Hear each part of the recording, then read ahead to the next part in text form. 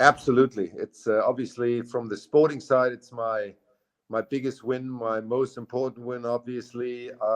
I really appreciate it extremely now to understand that I'm part of something very special. That's the one loss that really still sticks in my mind, and I feel I had to win. I should have won, and that I regret in a way, if you could say so. I regret very much. If I play well, I could beat anyone in the world. And I looked at him, I said, there's no way I'm going to lose this match. Ready. Play. Good morning, good afternoon, good evening, wherever you are in the world. Here in Germany, I'm in Bonn, and I believe, Michael, are you in Hamburg?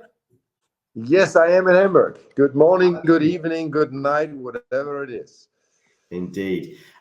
Michael, we are here to talk about Yes. Wimbledon as a Can you hear me? whole. We'll obviously touch on one or two other elements of your career, but this tournament obviously has a special place, I guess, in your heart, bearing in mind you won it back in 1991.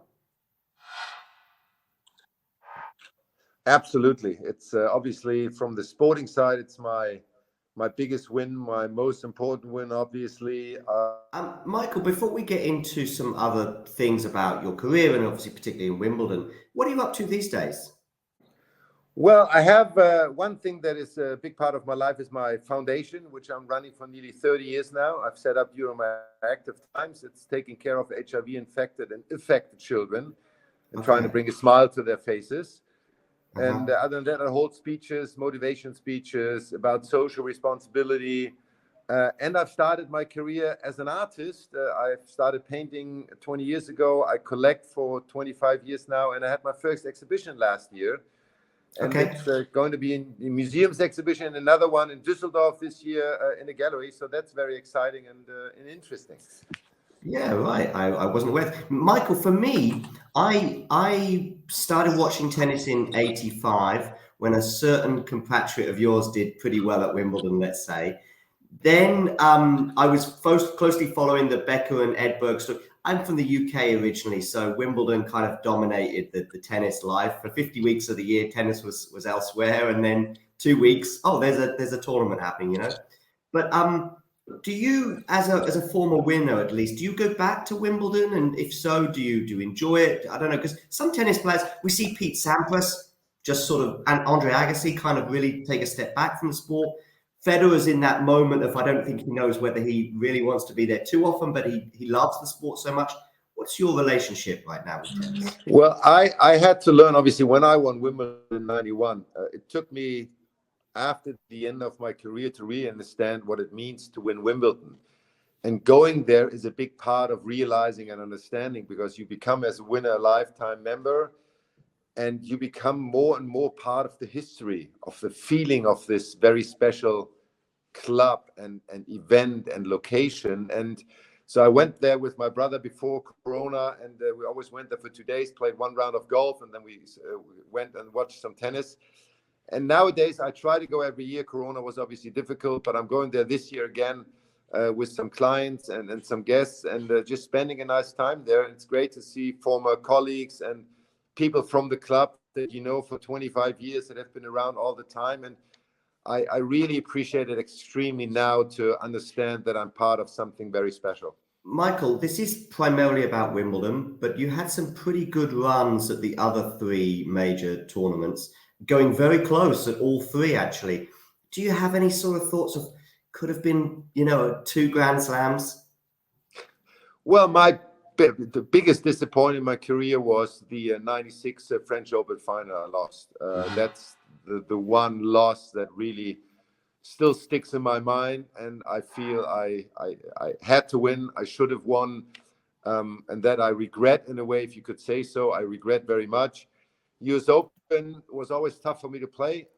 Difficult tournament with the crowd, with the way the Americans are, with the conditions. Australia I loved very much, but I would have loved to win a second and a third Grand Slam. Obviously, I would have loved to win each Grand Slam once. That would have been the perfect setup.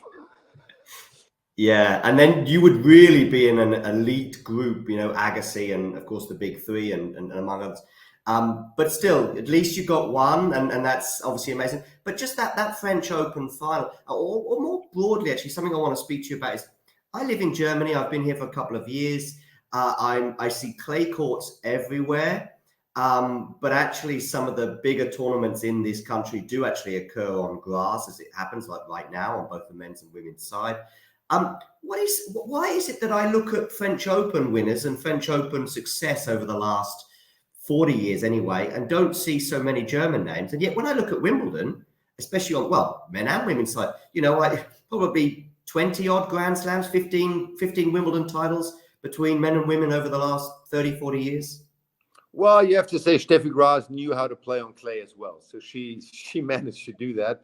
And obviously we in Germany, we grow up on clay, as you say correctly, but also in wintertime, we also grew up on extremely fast carpet surface.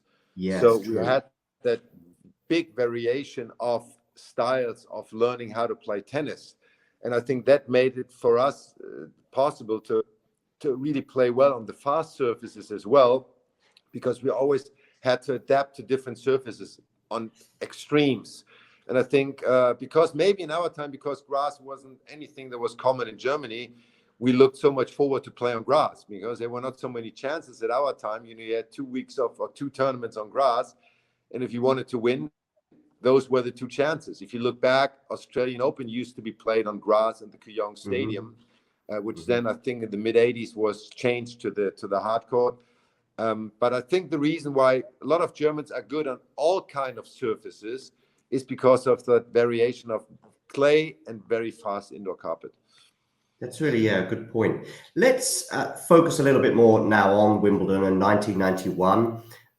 Your run, I was just looking at it today, looked quite smooth for a couple of rounds, but then round 4 stuck out, because round 4 was arguably the closest match in the whole tournament for you. I mean, 7-5 in the 5th. Probably a lot of people are more familiar with your run from the quarters onwards just because of the stellar names that you beat. But it was round 4, wasn't it, where you nearly came unstuck? I was out, to be honest. I mean, it was a very special year that year because it was raining. The first 4 days, it was completely washed out. And I started my first match against Dan Goldie on Monday, and I finished on Thursday late afternoon, and everything was postponed. Then we had the first time in the history of Wimbledon that the middle Sunday was played. Nice occasion where Sir Cliff Richard was on the stands on center court, no roof, and it was raining, and he was singing there with Martina Navratilova, Pam Shriver. I think they were singing in the rain, one of his favorite songs. So it was very special. And then came that round of 16 match against Alexander Volkov on the famous court number 2, Graveyard of the Champions, and he was serving for the match, I think, at 5-4 in the 5th set. And I probably had the luckiest shot in my whole career. At 30 all, I returned. He played a good volley. I hit a running forehand passing shot, which hit the top of the net, went over his racket, and landed on the sideline to get to break point. And I think after that, he didn't win a point. So, So maybe that unnerved him a bit. I don't know. Yeah, and sometimes you need that break, that bit of luck to really just do great things. And I had that luck on that day. That point, or that match, by the way, can you find it? Have you got it somewhere in because I mean, it's probably a little easier to get hold of finals nowadays, but have you got that clip, or are you just relying on your memory, or have you seen that many times, that point since then? Well, I have seen that clip just recently, and just that point or that game or those 2-3 points, because they were highlighted at some stage. And to see that and to realize what the outcome was then at the end, just even makes you understand, you were a lucky man at that moment. And those 2-3 seconds, everything went your way. Yeah. Millimeters from greatness, or millimeters within greatness, I guess, is what makes us love tennis, I guess, in so many respects, especially as what can then proceed. And what did happen was you knocked out 3 of the giants, or beat 3 of the giants of the sport in the next 3 rounds. I think it was Courier, Edberg, and Becker. Courier, of course, probably, although I think he got to 1 Wimbledon final, was a legend of the sport, but probably a bit more so away from Wimbledon. The semi-final against Edberg, and I think Edberg was the defending champion at the time, I don't think you broke his serve, right? No, I didn't. I lost the first set, lost my serve once, and then I won the next 3 sets in tie breaks. Also with very curious shots happening in this first and second breaker where he missed an overhead completely, and not a difficult one, a very easy one for me to win the set. And then in the second one, I think he double faulted twice. It seemed like he had a little bit of nerves, and he never really enjoyed playing me. I mean, I think I have a good record against him, and I enjoyed playing him. But obviously, he was one of the all-time greats on grass with his kind of style, with his smooth serve and volley play. He was a tough one to beat, but I did it. Yeah, you were seeded 6th, Michael. So you were, arguably a contender going into the tournament. Did you feel going into the tournament that you could win this? This could be your big moment. Well, I came from the French Open playing the semifinal. It's the first time I did something good at a Grand Slam. I had a great draw at the French Open, but you still have to come through a lot in the semis against Jim Courier. And after that, I realized, well, if you can go that far in a Grand Slam, what happens if you go to a surface that suits your game even more than the clay court, which I still love. But and then obviously first going through the first rounds, you always want to go through the first week. If you manage to go through the first week, then you're somehow in that mode of now the tournament starts. Now the real matches come up. And after the match against Volkov, obviously sitting down with my coach, Mark Lewis at the time, and he was very unhappy with my performance against Volkov, and he was not happy with the way I behaved and everything. But after that, it was like some kind of heavy weight dropping off your shoulders. You made it to the quarters, but you're not happy. You're not satisfied. Now the tournament starts, and I knew if I play well, I could beat anyone in the world. So we go into the final. You're going to be playing Boris Becker. I think he'd won it 3 times by then. I think all his 3, big titles came before that. But he'd also contested a couple of finals with Edberg. So he's probably on a run of something like 5 finals in 6 years, I think, something like that. And now this is, I think, going to be his 6th in 7.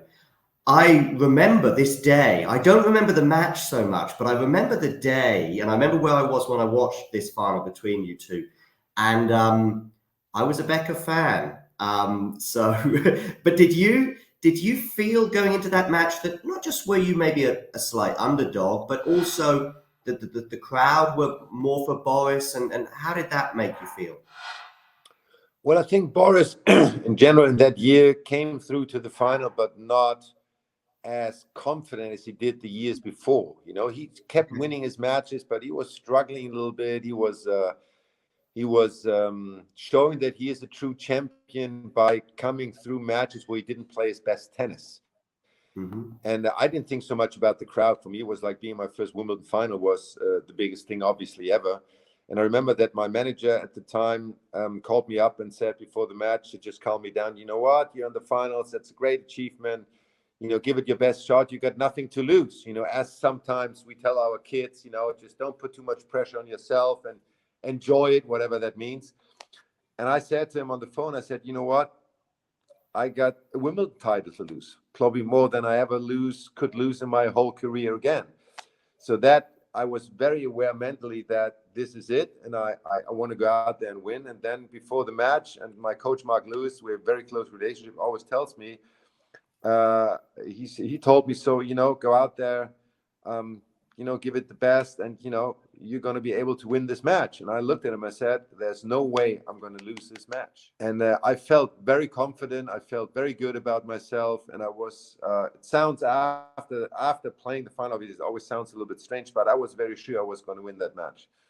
Okay, that's interesting. I mean, the thing is, when I think about that match, and I think about Boris's trajectory as well, I mean, he never really did. I think he got to a final one more time years later. What about you, though? Where was your now on that day? I'm just thinking about the anxiety you may have been feeling. Was it for you the most nervous? What was the most nervous match you had in your life? And was it that one? And if it wasn't, what was it, or why not? I was not so much about nerves on tennis court.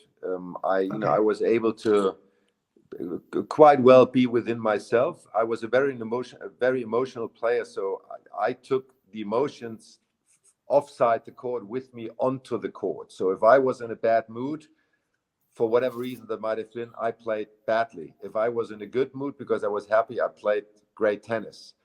A lot of the other guys like Boris, like Sampras, and all of these guys, they were able to block any kind of emotions out once they walked on court. I didn't have that ability, which also then again made me the person I am right now. It just made the difference. And if I was feeling confident, I was very happy. I think the most I doubted myself, let's put it this way, not because of nerves, but just because of the whole setup, was when I played the US Open final against Andre Agassi. Agassi, a player I never beat in my career. I never really enjoyed playing against, even though I liked him very much as a person. And then you play an American, Andre Agassi, one of the heroes in America, in that huge stadium, 24,000 people. You play against a guy you haven't beaten before, then you have the crowd. That's where I was feeling like, well, that's a tough one to win. And once you have those 5-10 seconds of doubt, it's just going to compromise your performance. And that's what happened. And that's a match where I was not even close from my feeling of winning that match. And that was probably not the most disappointing, but the most frustrating one, because I was the reason why it didn't happen. I know that my attitude made that match the way it went, and that is not a good feeling as an athlete. I just want to talk about match point against Boris, not because it was necessarily a dramatic point, but now you've got match point in that match. Are you excited? Are you? I mean, I'm just trying to think how it is for us mere mortals who've never played the game at that level. Do you even during the match, do you start thinking about lifting the trophy, or can you manage to block out those thoughts?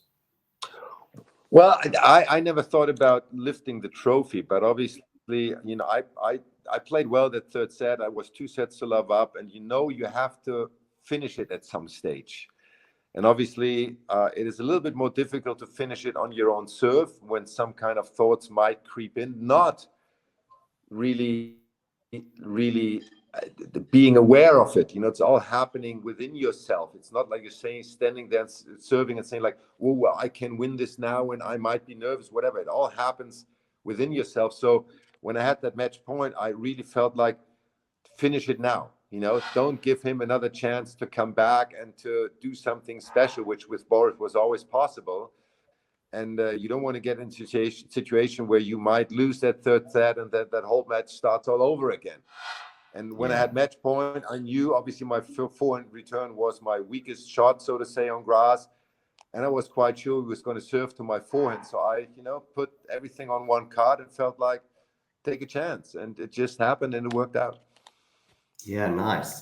Also, as you say, maybe being a returner on match point in a way, and also just thinking about that psychological element of he's probably going to go for my forehand, bearing in mind sort of your strengths and weaknesses. Let's fast forward, if you don't mind, to today, but also with a look back at yesterday, if you like. What do you think about Wimbledon today compared to when you were playing the sport? I guess some of the obvious cliches about serve and volley has gone. The more, longer rallies, perhaps from the back of the court, with the big three obviously having an influence on that. What are your general thoughts on why that is, and do you miss the olden days? Well, first of all, if you look back now at Wimbledon and see it now, I mean, the club itself has transformed extremely into the modern days, but have kept the tradition, the history extremely well. That is good to feel that didn't change. The game has changed a lot. And there's no serve and volley being played anymore, which I find a shame. And I don't understand, honestly, because if I have the option of running left and right 20 times at the baseline or coming to the net after the 5th shot, I know what I would do. I would rather run to the net and finish the point. And I still believe if a Pete Sampras, let's take Pete as one of the all-time greats at Wimbledon, if Pete Sampras at his best would play at Wimbledon now and play his serve and volley game, he could easily still win it as he did 25 years ago or 20 years ago. So the game itself has changed a lot. It's much more athletic. It's more physical, but it's less creative, less inventive, less. The players are not taking a lot of chances. And that I miss very much, because those different kind of styles Agassi as a great returner and passing short hitter against guys coming into the net made the game so extreme interesting on grass. And the reason why they changed some things was like because they didn't want to have those short points, serve and volley, and huge big serves. If you look at the guys right now, they serve bigger than we did. They probably don't hit so many aces because the game has changed, but serve still plays a huge part in this game on grass. And sometimes I feel like just run to the net and finish it off with a volley, and they don't do it, and I don't get it. I don't understand it. Michael, actually, on that exact point, I was talking to a coach of the day, and he was saying that when he was watching Federer, when he had those 2 match points against Novak in 2019, he was like, go to the net. I know Roger's not very well known for doing it, but he's just, as a coach, he would say, just go to the net. He's not going to pass you twice, although with Novak, you never know. Let's talk about 2023 right now. We've just seen Carlos Alcaraz, of course, win Queens. We've got Novak, I think, having won 7 titles there, and I think he's very close to obviously getting an 8th potentially, bearing in mind where he's at right now. What do you think about 2023 and Alcaraz and Djokovic, and obviously with Nadal and Federer sort of fading into the background? Well, obviously, you have to see Novak as the big favorite, winning the Australian Open and the French Open. He has proven that he is one of the best players and able to highlight his game when the big occasions come up. So he has to be one of the top favorites. I truly believe we had a podcast ourselves yesterday, which I do with Patrick Kühnen, called Mad Dog and Wingman. And we spoke about that obviously as well, the outlook. And I picked Carlos Alcaraz as the winner this year, just because he won just his first title on grass. I think he is extremely, in a way, extremely able to adapt to situations and to challenges, not just because he has the game, just because he's loving it. You know, he loves it to challenge himself.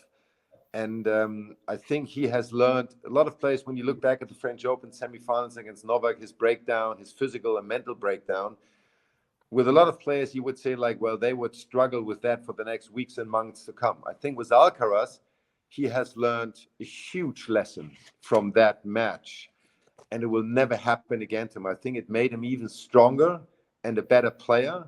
And that's why I really feel like he believes he can Wimbledon. And he wants to prove to the world that that was a one-off and it's not going to happen again. And I think if you would look at it and he would be honest, maybe he would say like, I want to play the final against Novak and I want to prove to the people that's not going to happen again and I'm able to win this. So my pick really is Carlos Alcaraz. I know we're coming to the end now, Michael, but I have got one more point, which is actually kind of related to some of the things you just said about Carlos. I remember a year ago, Carlos on social media at Wimbledon, he just seemed to be having a great deal of fun. And he still, with the exception of probably that an hour or so against Novak, whenever I watch him, and I've actually been fortunate enough to meet him a few times, he's just, he walks into the press conference and of course most of the time he's won and he's just grinning. He can't quite, off the court, on the court, he's a particular player, but off the court, he's very relaxed and very cool and just having the time of his life. And I remember at Wimbledon last year, he's posting pictures of him having breakfast in the house that he's living in. And this is where it brings me to you, Michael, because I do just want to return to that 2-week period. Have you got anything that were you staying in a house, I guess? Because this is where Wimbledon is a bit unique as well, where a lot of you guys rent a house for 2 weeks, right? Yeah, it was at the time something that started that you rent a house, being close to the club, obviously, because the way from the site to the city is a quite long one with the traffic in London, even worse now than it was at our time. So the easiest way was renting a house and spending time there, finding a rhythm, being like at home, but not feeling too much at home, that you're not too relaxed. You still need to be focused on what you do. But we did it as well. We rented a house. We could walk in the morning to the club. We had our own rental car.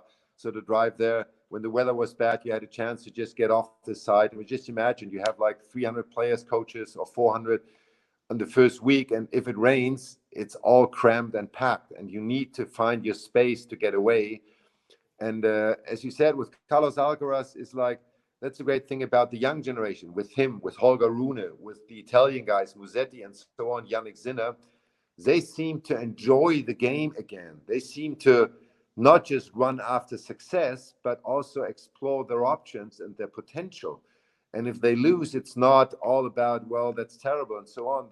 They take their lessons from it. And that's what I love about, especially Rune and Alcaraz are two very specific characters. They enjoy when they play a great shot. They have a smile on their face when their drop shot works and they have outplayed their opponent. And that's what it's all about. My credo in my life, in my tennis career, was always tennis is a game, and a game needs to be played and not to be worked. And to be able to play a game, you need to have enjoyment and also disappointment. You need those two extremes on both sides. Only then you are able to really play and play the game. And I think that young generation gets a little bit more back to that, as the big three didn't do it. They still love the game and they enjoy it, but it was more very focused, not too much emotion shown on court and not being too involved with everything else. And the younger generation takes a little bit of a step back, which I really enjoy seeing, and that's good for the game, I think. Do you still play? I was just in Halle for 2 days with clients, and I was there with Patrick Kuhn, and we actually played not on grass. We played 2 times on clay, and it was the first time for a year that I played, but I really enjoyed it. Good. Thank you very much for joining us, Michael. But before I let you go, I just want to tell you, you have appeared on the show before, not to your knowledge, but I did an interview with a former Nike director, and we had a little clip from you, I think, around about early 90s, where you're in this Nike advert, and it was a sort of a reason we showed this clip is because that was the beginning of what actually became quite a good trend for the brand of using the sport. And I think you're serving, I think you're on clay as well. I don't know if you remember the Nike advert I'm referring to, but we shared this clip because it was a beginning of a trend for Nike to start using tennis and do some funky things with tennis players, if you like.